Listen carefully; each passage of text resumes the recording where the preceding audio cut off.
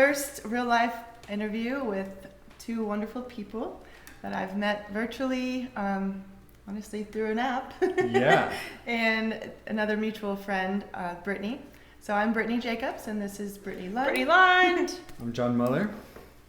And this is the Talks of Life podcast that I'm doing live. So it's very different for me to be in front of a camera with two other people who we get to talk about life organically together.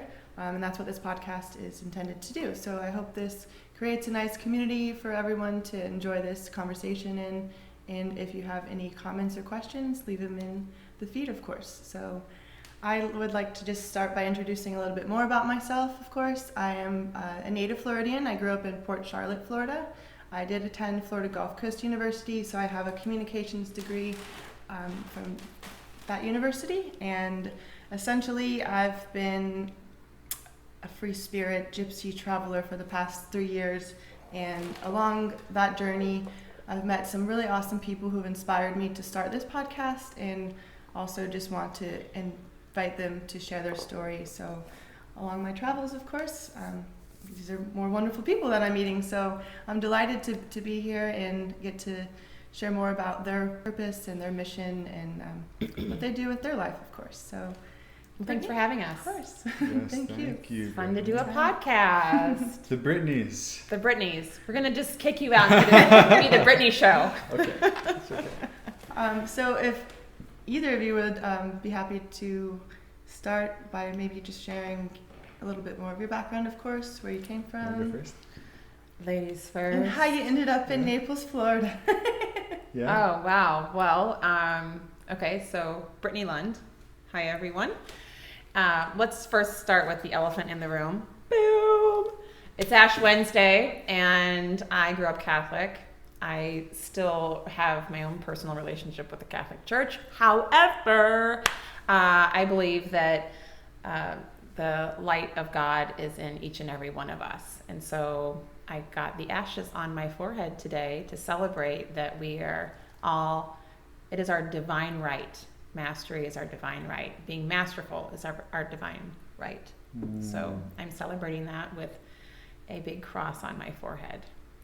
So I live in Florida now for 3 years, or I have lived, would be proper grammar. And I have moved here from San Diego in the process of a divorce for 2 of those 3 years, and really rebirthing into my new life with 3 young, beautiful boys.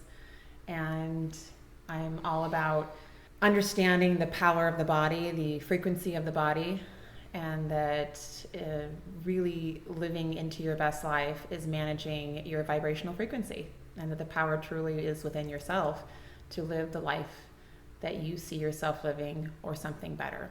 So my little fun thing is that I'm all about your vibe freak. So we get your freak on. Yay. So, and be joy. My name is Brittany Joy, and I think that was a little your license plate touch says of Be heaven. Joy. Just when my parents came up with a name, I'm all about be joy, be joy, be joy in life, be joy. It's the highest frequency, so be joy. That's awesome. Yeah, I didn't know you were from San Diego. I'm not. Oh, It's my last stop. okay. So you were there before you were here. I was there before, but It's I'm a not nice a place. San Diegan. I was just in San Diego over the summer for 2 things, for personal growth and business growth, and it's a great place. I mean, the weather is almost better than it is in Florida. There's some beautiful people in my life from San Diego. It's a good culture over there. Love it. But I was in New York. That's my 212 number. Okay. I'm kind of like you. I'm a little bit of a gypsy? gypsy. I call myself a cosmopolitan hippie mama. Oh, that works. That's what I am. It's a I like groovy cloth title. diapered my kids and breastfed them There you go. for, till they Is breastfeeding self-wean. considered hippie nowadays? Well, I did it more than like the 3-6 months. My first 2 were 2 years, and my third was 3 years. Gotcha. So, and I did baby wearing. I had my babies at home. Yeah, I great. do essential oils. I eat organic. I am plant forward.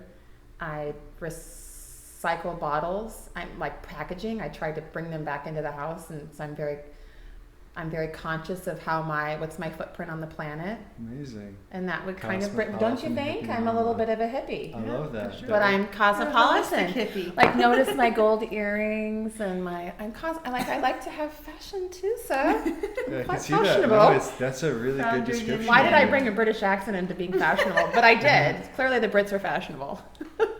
Yeah, John Mueller. Probably you guys don't know me, but I'm from New York as well.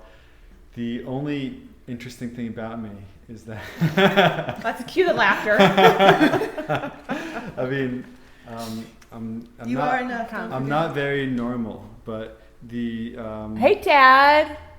your dad's watching. We got Larry Lane. I was born on the day of the Nonconformist, March 8th, and that's the day that Panache will be in town, actually. But anyway, that fits me well. I'm just not very normal. But one thing I did was when I was 25, I moved into a Buddhist temple, and I lived there for 5 years, and I became a monk, and I just went deep into my whole motto in life is jump into the deep end and learn to swim later. And that's kind of what I did with Buddhism. I just started going all the time, and I liked it a lot, so I just went more, moved in and figured out the ropes as I was doing it, which it worked well for me at the time. But ended up in Florida because I wanted to move to a different meditation center, so I came to Sarasota. First I did 5 weeks of solitary retreat where I was completely alone, no talking, no eye contact with anybody for 5 weeks. My meals were brought to me in a little tin every day, and it was like complete solitude. I was in a modern day cave for 5 weeks, and I was in the beautiful German countryside walking around nature, but like 8 to 10 hours a day of meditation and prayer do that. and mantra recitation. I think you should watch my kids and I also said do 100,000 mantras. Ooh. And that's actually a low number because it was a short mantra, but I did lots of meditation with it and lots of powerful purification practice. I love it. It was a purification retreat, so I was on purpose trying to identify the deepest, darkest like shadows within myself and bring them up and see what they are so that I could purify them. So it was really powerful, and I left that retreat very fearless compared to where I had been before. And I was doing pretty good before, but I was very confident and fearless after that retreat because I had been facing and addressing all the stuff that normally scares people about their own mind. So anyway, I moved to Sarasota, did more retreat, funny, and in that was a month-long retreat, and in that retreat they asked me to be the teacher of a center in Fort Myers. So that's why I moved to Fort Myers, and I became the main meditation teacher of a center in Fort Myers. And started teaching classes every day to all the students and learning the ropes, basically. I remember the first time I taught a class, I was really nervous. And it's funny that I was nervous, but I was. And we sit on, it's called the throne. It's just like a seat, and there's no back to the seat. You sit cross-legged on a cushion on the seat, and behind me was this big shrine with Buddha and the other statues, and Buddha is holding a bowl. That's why Buddha's posture. He holds a bowl of nectar. It was a brass bowl, and when I sat on the seat, I hit my back on the wall, and Buddha's bowl fell out of his hand and onto the floor. And that was my very first time sitting up there as the new teacher. And one of the students grabbed it and put it back up, and things got better from there. But I grew a lot that year because when you have to be on all the time, when people are looking to you for an example and whatever, it just made me live it more than I had been before. So it was really nice. And now I learned about online business. I wanted to reach more people online, so that's why Brittany and I and other people are creating a coaching program where we help people with meditation, mindfulness, lifestyle, happiness, going from stressed to blessed in a virtual format or in a way that more people can join. So it's not just local. So it's really refreshing for me to hear that people are, of course, kind of following their, what some would call passion on purpose, or their just purpose in life, of course, that it's is a God-given talent or skill, something of that nature. But again, just tapping into mastering your mind. You guys have done exactly that, and you want to help others engage in that same level of awareness. And basically my contemplative story birthed out of college. So I took a contemplative life course that was taught by Dr. Raka. She was my professor for 3 years. Essentially, I didn't know what I was getting myself into the first day of the class. We were all told to sit on the ground, and it was like, hey, do you know what you're in here for? And everyone kind of looks around at each other and wonders, what the hell did we sign up for? Like, are we committing into some kind of trust, or like, what is it? But really, it's just committing to yourself. And it was really a blessing to have the class in the school, because college can become very toxic for any student who's just trying to pass a class, get a degree, whatever it looks like for an attending college student. But to be mindful of when you're stressed, when you need to take time for yourself, or really just reflect on what you're doing. And that class provided that space every Tuesday and Thursday from like 5 to 6:15. And again, there was really days where I would resist, like sitting in meditation. But it was that designated time that I knew I needed to show up, be present, and forget everything else that was going on in life as soon as I walked that door. Right. Because it was a very sacred space that we were starting to create. And it gives me chills, because it really did inspire me to become more in tune with myself. And I found retreats to go to, and really the community that it provided was something I'd never found before. And again, it's something that we need naturally as human beings, and with the technology and everybody moving to different places, it's very easy to lose that sense of community. But finding it is the most important thing, in a sense. Yeah. So. Well, it's amazing how the more connected technologically we become, the more disconnected Right. in our wholeness and our emotional connection. So, and even meditation is a great way to connect to your wholeness within yourself, and then it brings you more into a connected life when you're interacting with others. So it's neat that your teacher did that. Yeah, no, she really stands very proudful of. I mean, she made a huge impact on many students' lives. Many students' lives. When I said, like, I took it 3 times, I basically was a student, and then I was a mentor, and then I did it as like my internship. Yeah. So I sucked 9 credit, Cool. 9 credit hours out of that, and it really put me on another path of like committing to doing that work, because I find when I don't, again, take maybe 15 minutes in the morning to just breathe, but like almost set a mindful intention of like, okay, yes, so these are your thoughts. You can choose the good ones. You can, read what doesn't. It's all a help choice. you. Right, it It's truly all a choice. is. And a lot of people maybe listening are not to that level, and I really hope that you find that peace of mind at some point in your life.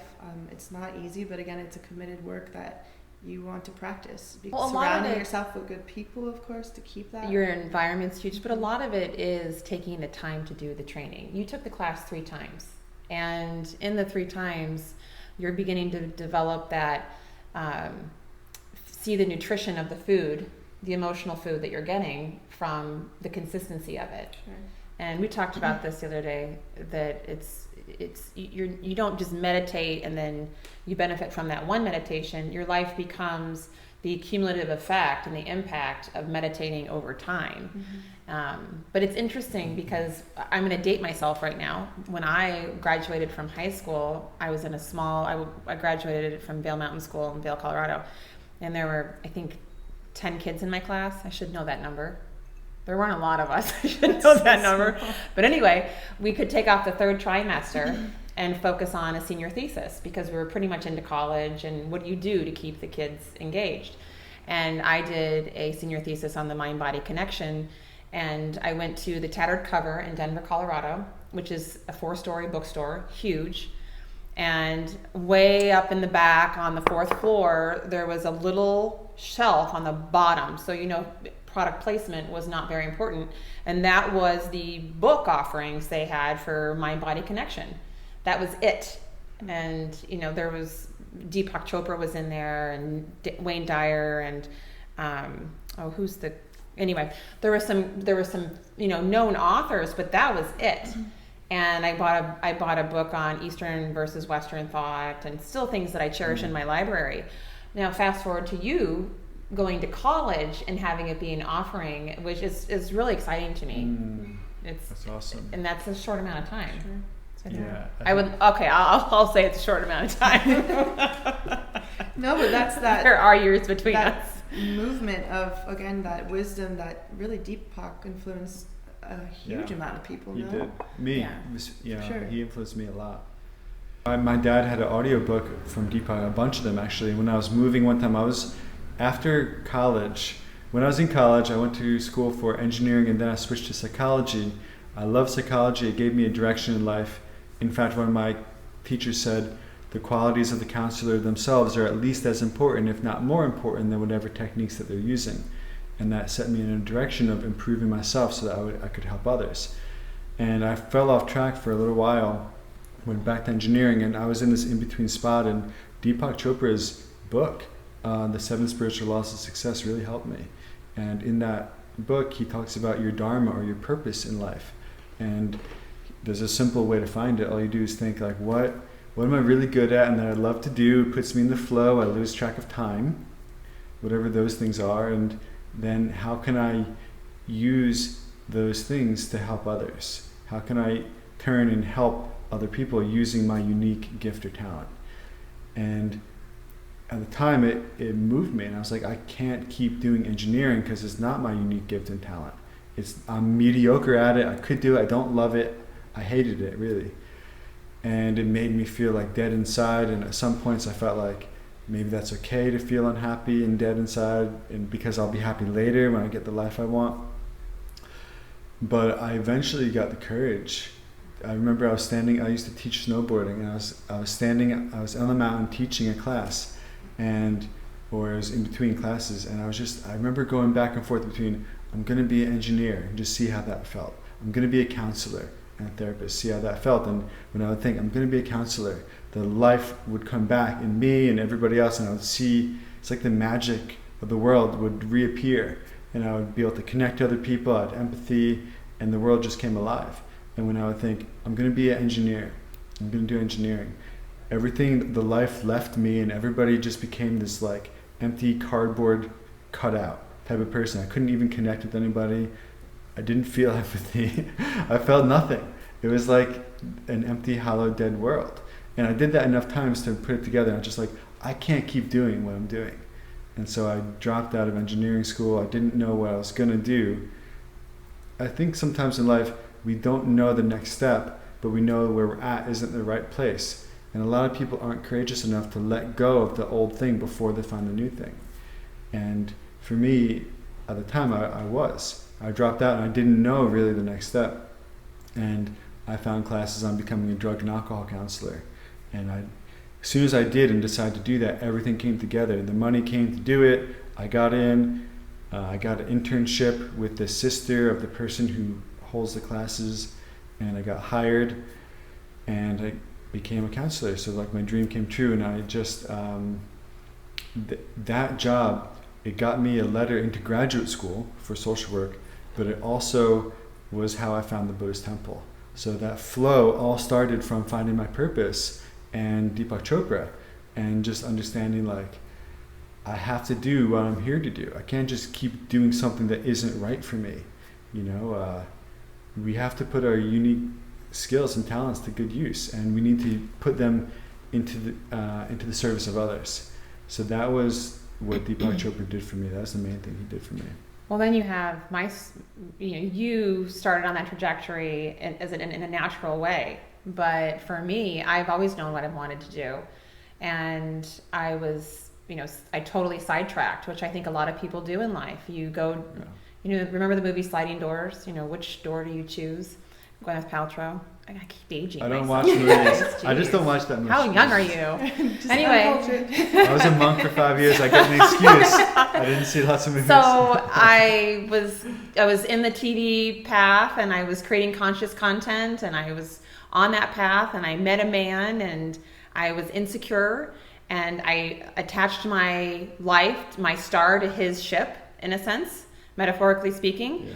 And then I had my 3 kids, and I was in a very empty, emotionally empty marriage. And I remember I could hear my not yet ex talking about me to his sister and telling me that he regretted marrying me and that everything in his life was my fault.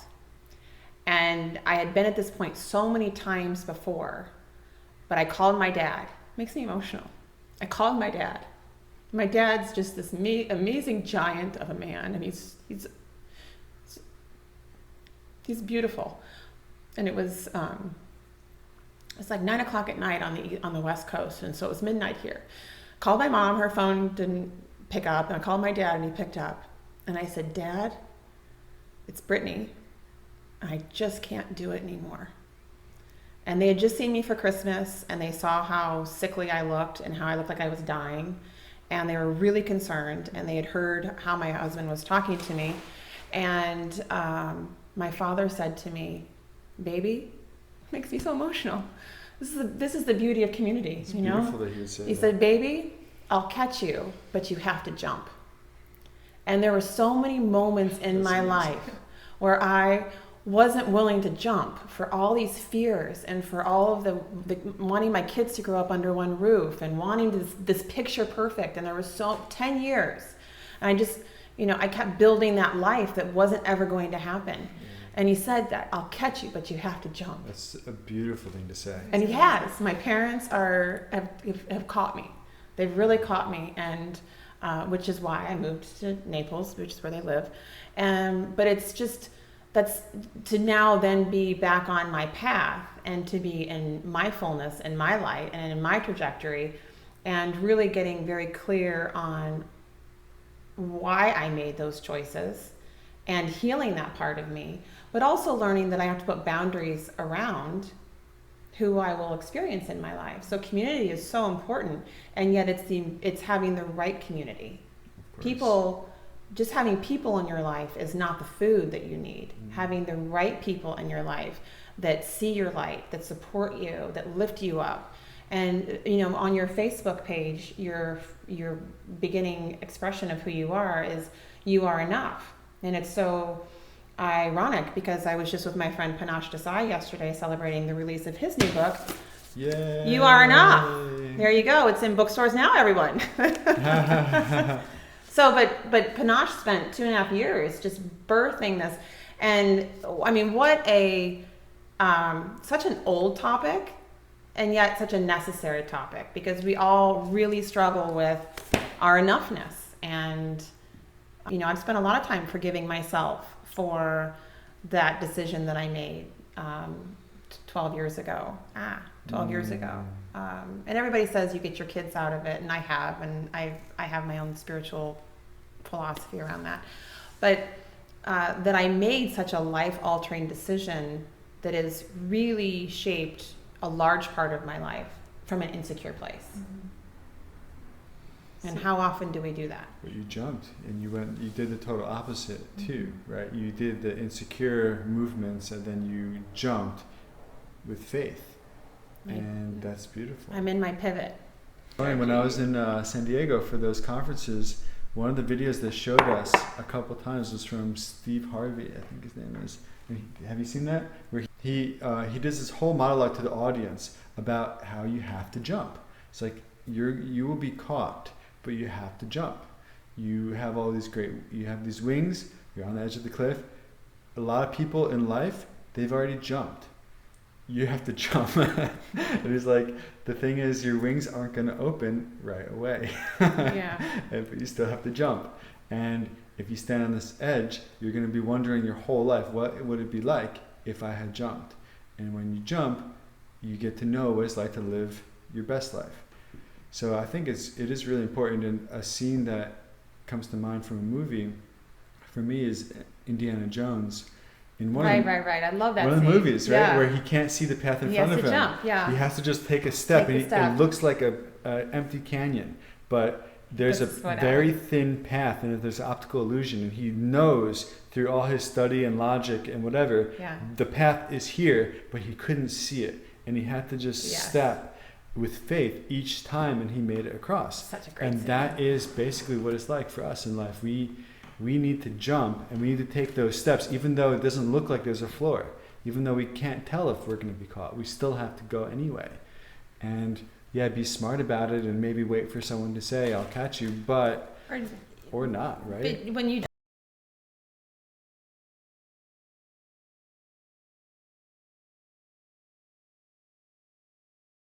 jump, also you kind of gotta balls out, because you gotta bring your moxie.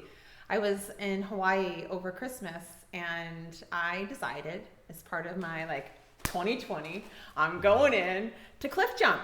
And so I'm sitting there on the cliff, and I'm looking way down there, and I had these there were Hawaiian guys there, and they jump off the cliff, they jump off the rocks that you're not, the platform for a lighthouse, all the things you're not supposed to jump off of. They're jumping, they're cannonballing. I mean, it was home for them. Such a natural thing. And I'm witnessing the same thing as a metaphor. They've jumped so many times that they're not even thinking about it. Right. And I am sitting here, and I'm trembling. And I've got people in the water. You can do it. Jump. And I'm sitting there going, I don't know. And everything in the logical mind says, don't jump. That's the dumbest thing you could possibly do. Where were you raised? But everybody who's already jumped is saying, the water's warm. It's such a metaphor. Yeah. And so, of course, I jumped. I saw your picture. I jumped, and then I jumped again. Good job. And then I'm on my third jump, and there's a girl standing there. I love the beauty of this. There's a girl standing there as a perfect reflection of where I was probably 20 minutes earlier. Who couldn't jump? She was just petrified.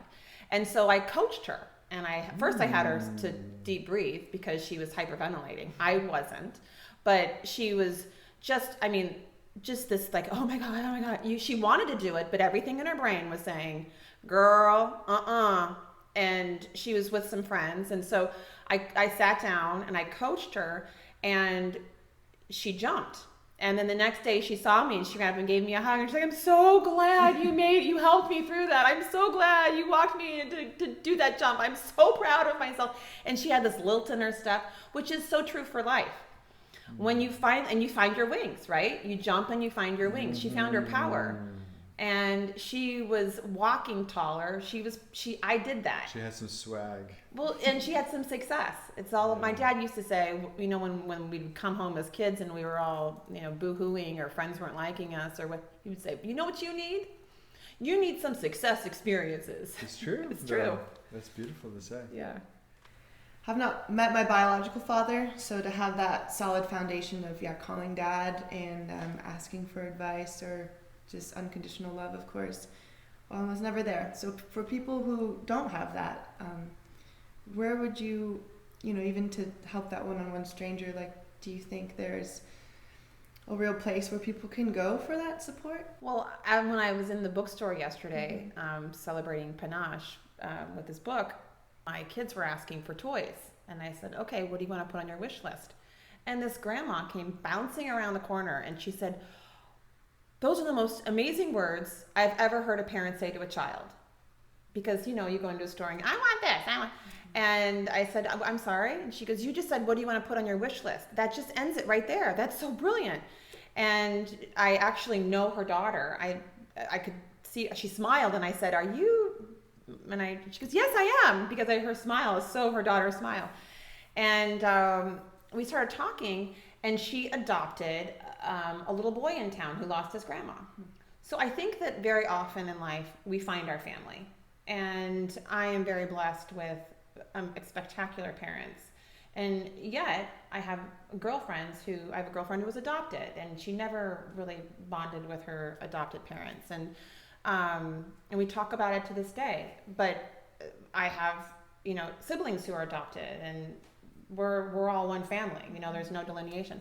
But I think you find your family. And I think the first part, though, to finding your family is to being open to finding your family, because that's an energy, that's a vibrational frequency that you're putting out there, is that I am open and accepting for a deep bond, and to be vulnerable to establish that deep bond. And vulnerability is how we let people in on a deep level, so that you can make that phone call. I need someone right now, and someone responds with that vulnerability, with tenderness and love and thoughtfulness and placement.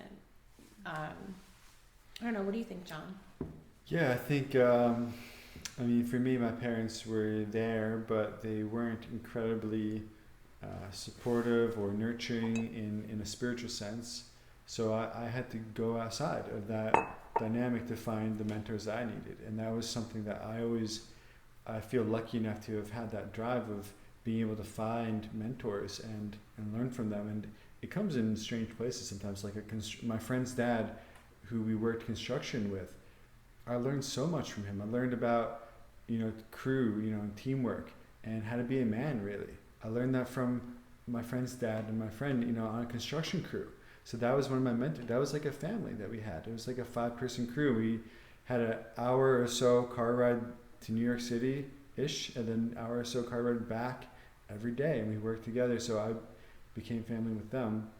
Also with martial arts, again, my friend's dad was the sensei, and a bunch of us did jiu-jitsu. We did martial arts, and I went back later as more of an adult and did it again with the same person, and he became one of my mentors too. He was less of a life mentor because I didn't look up to him in every aspect, but I became a better person through putting myself under him as a student. And I think that's something that I would suggest to everybody, is you can choose your family too. Choose a spiritual family, essentially. At the time, those two were not spiritual, but they were what I needed. Later on, my teacher at the meditation center was a monk, and he was the main teacher there. We lived together. It was like 25 people that lived at the center, and he was one of them.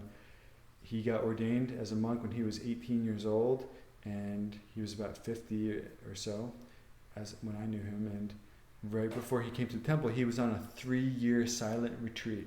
Yeah, Zoe. He was also the first resident teacher of the main center in England, where he was from, other than our main spiritual guide. When the main spiritual guide stepped down, this person became the main teacher, and then he was my teacher.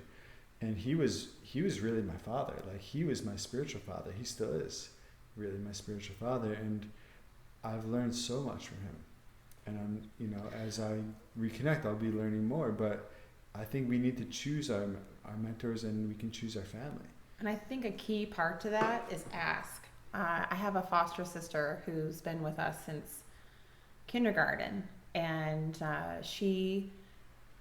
it's a beautiful story, but she was in my kindergarten class, and my mom chaperoned and saw this little girl that didn't have anything, the lunch, the clothing. She was not coming to school, and I went to a private Catholic school, but she wasn't coming to school with her needs met.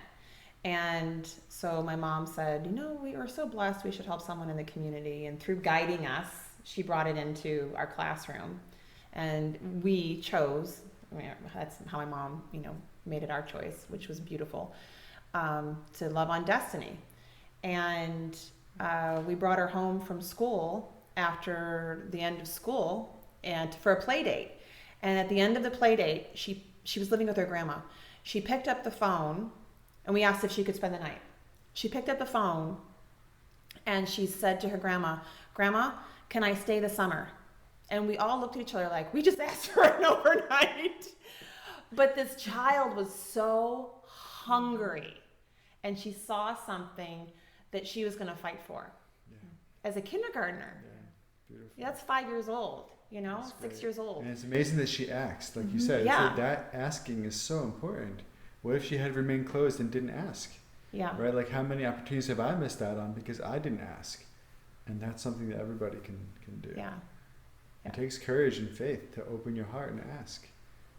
And from that one ask of that little child, and the heart of my parents and the willingness to love on this child, she's still in our lives today. Really? Oh yeah. I call her my sister. I mean, she's not legally adopted, but she's family. But we've all just, basically identified with those labels along the way, right? To separate mom, dad, and sister, brother, but we are truly one human family in a sense, and we do need each other, and that's the whole real mission of just reconnecting, outside of the phones and the tech that we've created for ourselves to connect to each other, but using it for a more purposeful and resourceful tool rather than something that is hindering our evolution or connection and community. I think another part to what your question is, though, I've coached some women in college that are trying to emotionally separate from mostly with women, it's their dominant mom. And one of the first things where they find their power in that, their controlling mom, is in forgiveness. And then we really reposition the gifts that the mother has given. Because so often when a relationship, you don't bond with your mom or your dad or any of that, there's a lot of judgment around the why. And there's a lot of accusation of pain. And I see that often where people are pronouncing that this is what's wrong with them and this is why this can't happen, and it's all, if only this, then we could bond or we could have the relationship, whether it's addiction or just not being in the picture or an emotional unwillingness to connect, whatever it is. But the important part of that is, number one, just to forgive it, just to let it go, and then to look for the gifts that are given. And for one particular client, her controlling mother was so painful that it was now giving her a chance to use her voice. So what if she'd not had that experience? She may have never found her voice. And we could really talk about the beauty that this painful experience has given her and how it is allowing her to stretch and to really step into her brightness, her fullness, her statement for what she wants in her life, and to have total love and appreciation to her mother for the lessons her mother has provided her in her life at this time. So I think that's really important, because part of, in controlling your frequency and the frequency in your body is being really aware of where your thoughts are going. And if you have judgment and hatred or anger, you're choosing that. And so if you don't want to choose that, then how do you reposition it to something that is a healthy thought, a good thought, that when you do think of your parents or you do think of your sibling, that you're just very different. When you do think of them, you don't go into what a loser, or I hate my brother. You go into a higher vibrational thought of, I send him all the best. I love him. I want him to have my not yet ex. I love that man. I want the very best for him. He is a profound teacher for me, profound teacher. And all the years of my standing and suffering and pain, I come to the other side of that and I can say, God bless him. I want him to have a wonderful life. I just have boundaries now of how I'll experience him. Perfect. Yeah, you have to do, I love what you said. So the boundaries obviously is so important, but we can't choose our cards that we're dealt. We can never choose. People think you can choose, but you can't. Life hands you certain cards, and in the day you'll be handed certain cards, and yes, you can have some influence over it, but you can't control it 100%. And then it's up to you. How are you going to respond to the cards that you've been dealt? How are you going to play them? And it's important to know, if we approach a negative situation with a negative state of mind, if that's our response, is anger, fear, judgment, hating somebody, all that kind of stuff, we are creating a negative universe for ourselves in that moment. That's the result of those types of minds that we have. So we are not creating a negative world for somebody else. We're creating it for ourselves when we respond in a negative way. And that's a bad thing. Why would you choose to suffer? And we don't know it, but that's kind of what we're doing when we perpetuate a negative state of mind. So it's not just unpleasant in the moment. You shouldn't think oh, it's okay to feel a little bit angry right now or judge this person or hate them or want to slit their throat or whatever. Like it's not like, oh, a temporary disturbance and it's just bad for a little while. No, like it's literally creating a negative universe for you to inhabit at some point. So why would you ever want to do that? So as you mentioned, the entire work, not just maybe in what your background is, but in Buddhism, the entire thing, all of it, every ounce of it, is changing our attitude from negative to positive. Changing your attitude. You could say changing your vibe is the same, it's the other side of the coin, is changing your attitude from negative to positive. And learning, it's not something that we are born doing, and teachers never taught us this in school or anywhere else probably, unless you're extremely lucky. Unless you're extremely fortunate, you have never learned this before. There are actual scientific ways to change your attitude from negative to positive, to identify and let go of the negative states of mind and negative energy, to learn which states of mind make me happy and cultivate those. And that's meditation. That's exactly what meditation is. And in the practice that I'm familiar with, we define the word spiritual. What is spiritual practice? What is that? People have all these different weird definitions of spiritual that help or don't help depending. In Buddhism, it's very simple. Spiritual practice means you identify and let go of all your negative states of mind, and you cultivate all positive states of mind to the highest ability. That's spiritual practice. And that's the only way to be happy. That's the only that's so funny that you say spiritual practice, because I think that's a really important thing. So often when we talk about a spiritual practice, it's like a box over there. It's something we go to. Yeah. But a spiritual practice is a living, breathing way of being. So you're working on it all the time. You're breathing, you're working on it. And that is something, that's why I tell my kids, I'll just give myself a little shout out. Okay. But I tell my kids all the time, you are so blessed that I'm teaching you how to meditate, and that, we talk about how do they feel after they say things like, I hate you, mommy, or you're the worst brother. How does that make you feel?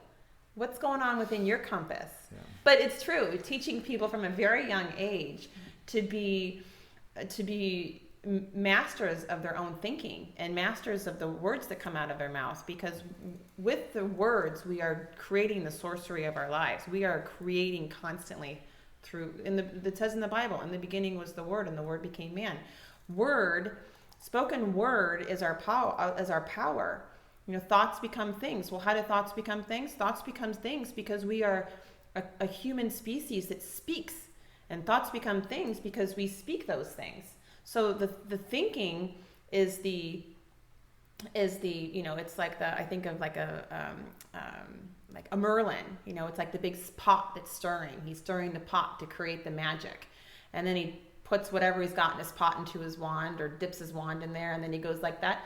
The wand is the words, and we are constantly creating our world with what it is that we first think and then speak. Beautiful.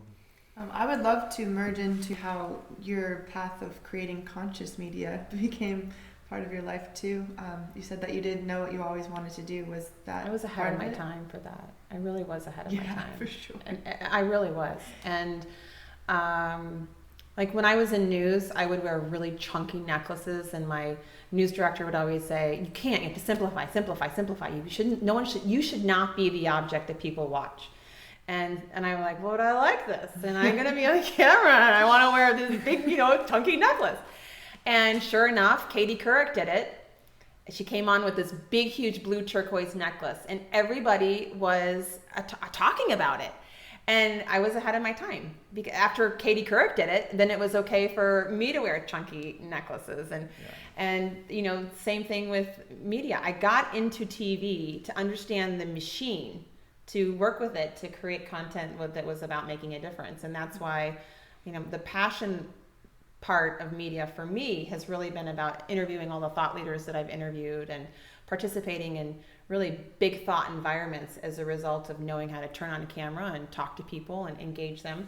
But also the other part of doing what I did with conscious media was that I understood, this is back before phones had cameras, and I just was saying to you before we started shooting this, I have a flip camera if anyone wants, if anyone needs one. It was like Kodak, right? Stop it. Flip phone?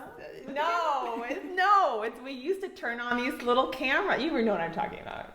What is it? You don't know what I'm talking about. Is that like a touchscreen or? Recorder, I know those. Oh. No, when people started first creating video for the internet, they would buy these little flip cameras. And it would be I have a Kodak one. I have a couple if you guys want them. You mean it had a little screen on the side? Yeah, it was this long, it was like this, and then it had a little camera, and then you could turn the camera towards yourself, and you'd hit record. Oh, it was the beginning of I didn't this. have one of those. It was, well, you were too young. You were still in I diapers. had another camera. I made movies. That just wasn't When I was in high school, me and my friends made a skateboarding movie. It was like Jackass type movie. Mm-hmm. We were skateboarding, we were jerks to the whole neighborhood, and it was really fun. And I made that whole movie with a video camera, analog, not digital, analog camera. I had like 20 tapes full of footage, 2 VCRs, a CD player, and a TV. Oh, I like this. I made an 80-minute movie. When I was in television, I was old school editing. Like I did all, digital. I'd go through all of that analog. I had that stuff down. And then you bring me to a computer and you say edit it, and I'm like, whoa, what? Well, iMovie's really simple.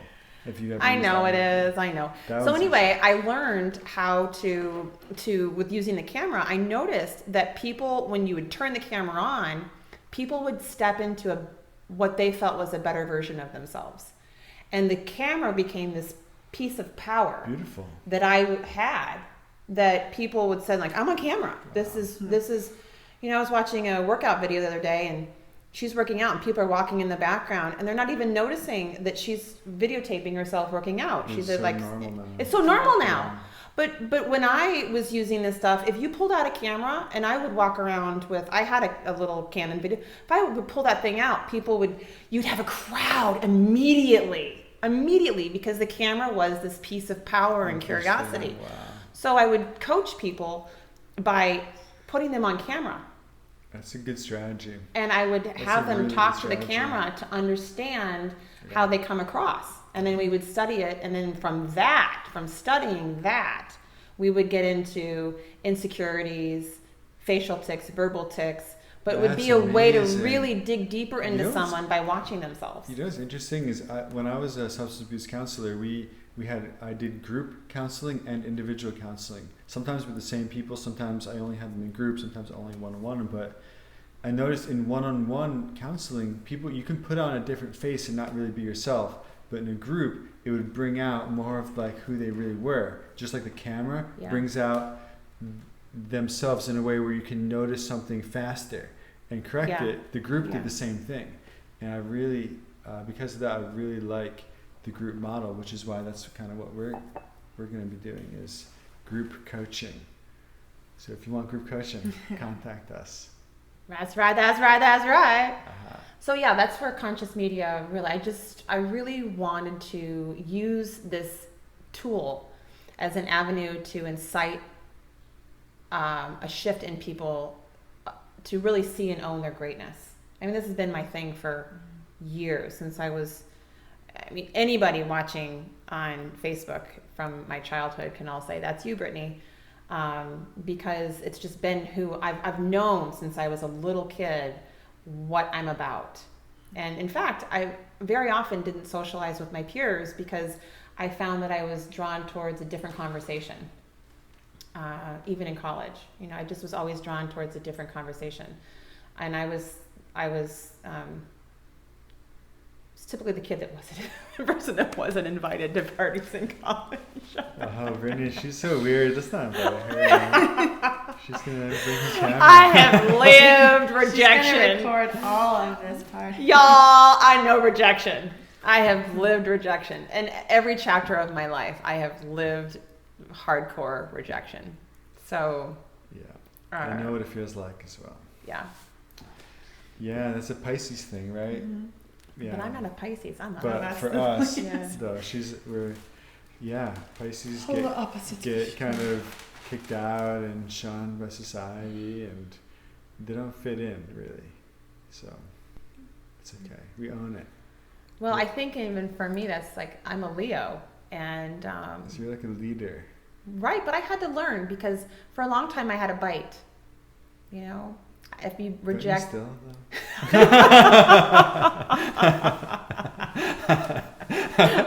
little bit.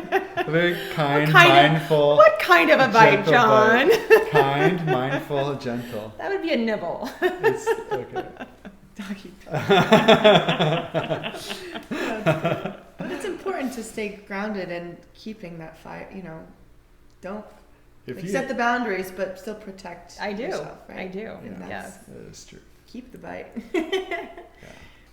Well, I was watching on Facebook the other day, and it's I'm actually want to do a video on this because this young person, and I say that because I think that some conscious leaders that are coming out, and you're in your 20s, and I think that it's important to use your skills always, and to also identify your limitations. And I see some people coming to social media or creating pages and talking about how I'm going to help you make millions, or I'm going to help you manifest, and they're on just the other side of college.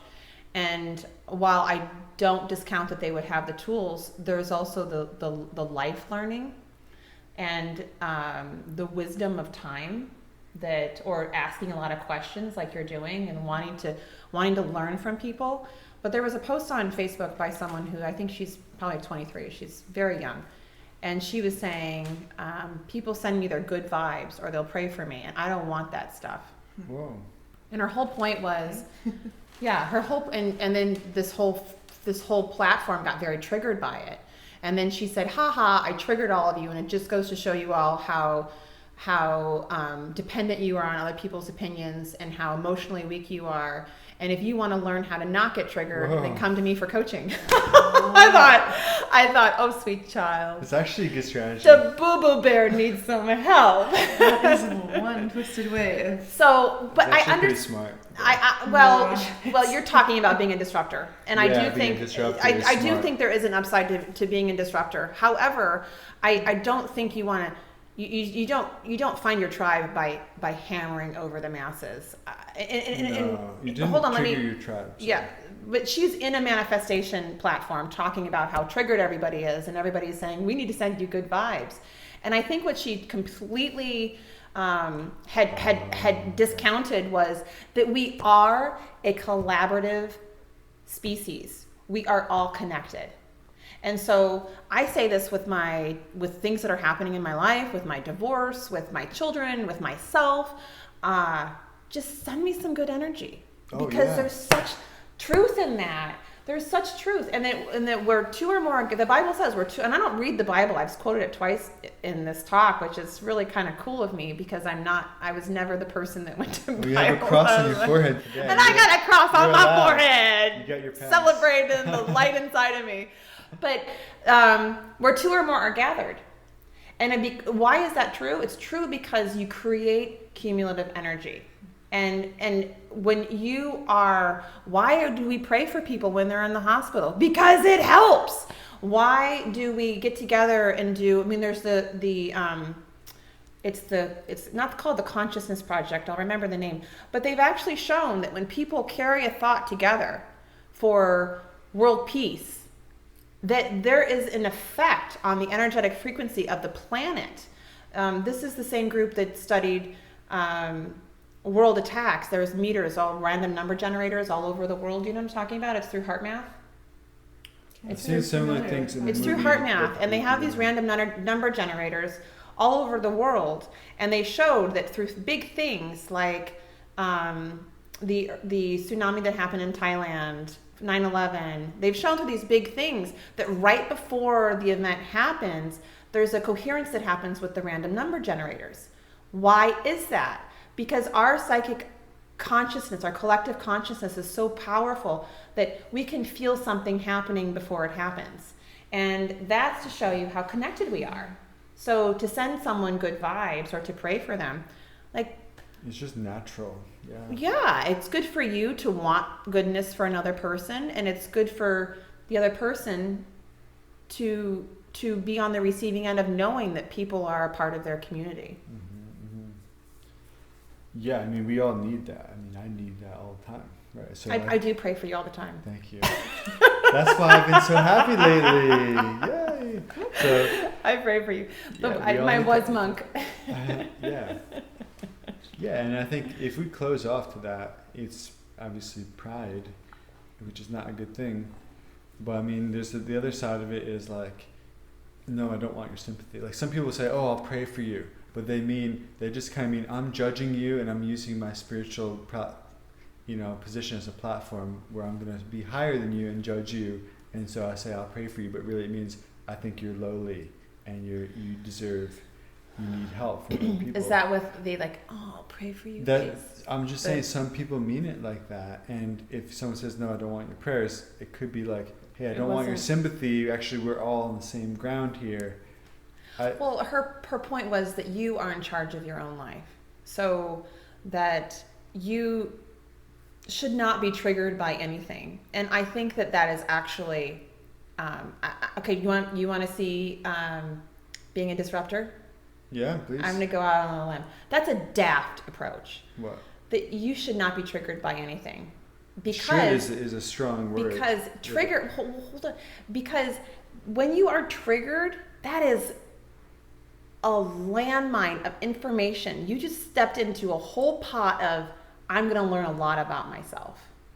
So if you come at it with that mind, some people are triggered and they don't try to learn. They're just triggered and they carry that thread of being triggered and they never apply, okay, I was triggered, what should I learn here? The learning comes in the examination of the trigger, not in the trigger. Yes, and her whole point is you should never be triggered. You should always be self-sustaining. So if people, no matter what people say to you, you should be Switzerland, totally neutral. And I disagree with that. I agree. I think that life is about feeling extreme joy and extreme sadness and really understanding yourself through all those experiences. And how do you experience those things? By being a part of life, by interacting with the world out there. So many people have said that, you can reach enlightenment by sitting in a cave for 20 years. But if you can reach enlightenment by traveling in a minivan across country with a bunch of kids in the back seat, then you are really on it. Because life's happening. Yeah. So easy to go hide and say, Om Namah Shivaya, Om Namah, and really get there. But be in life and try to get there. That's the journey. It's harder to integrate into life. It's easier to do it when you're in a bubble. It's more challenging when you have to apply it in the real world. You didn't compliment me on my singing. You have very good singing. I do? I'll do more of it. I was going to say, there's this funny cartoon, which is like a Buddhist monk and his meditation teacher, and the teacher says, you have one final test to see if you have mastered your studies. And then he had to go have Thanksgiving dinner with his family.